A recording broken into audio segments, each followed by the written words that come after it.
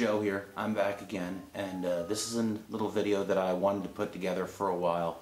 Don't know actually how little it's gonna be, but this is a bit of a retro game guide video for y'all, and it's a few tips for identifying some counterfeit Game Boy Advance games. Here are 6 Game Boy Advance titles which I picked up in the past. Can you tell which one, if any of these, are fake? If you guessed all of them, you're correct. And that's the purpose of this video, just to show you a few factors to look out for when you're finding Game Boy Advance games in the wild or even online.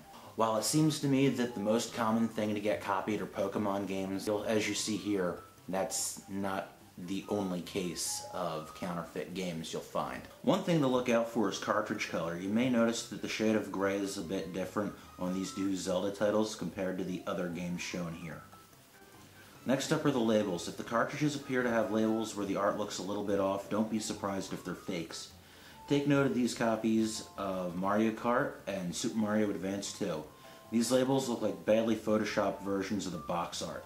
I don't have a legit example of this one to show you, but the official US copies of The Legend of Zelda the Minish Cap have a red background.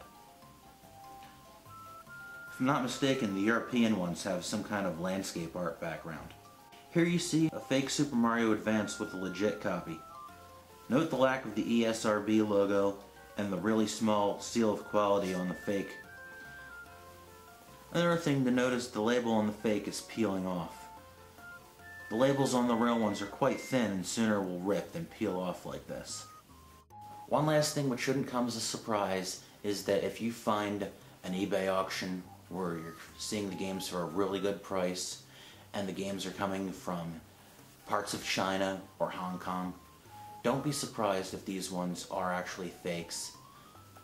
I don't mean to actually single out these countries, but it seems to me like that's the part of the world where a lot of these are coming from.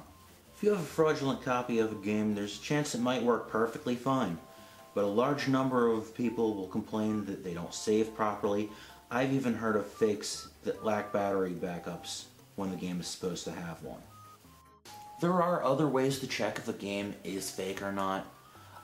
Quite often, if you have access to the tri-wing screwdriver, you can open them up, and not surprised, Nintendo isn't printed on circuit boards on a lot of these counterfeit copies. It's actually quite commonplace nowadays for collectors to want to see the boards on Nintendo, NES, and Super Nintendo cartridges. Surprisingly, GBA games are quite commonly copied as well. Not saying that you should want to look at the boards on every single thing and be a bit neurotic about it, but if you have access to being able to open something up, it won't hurt. Hope you found this video interesting and informative. Stay sharp out there when you're hunting for games. If you're so inclined, please rate, comment, and subscribe. Thank you for watching. I'll see you next time. Take care.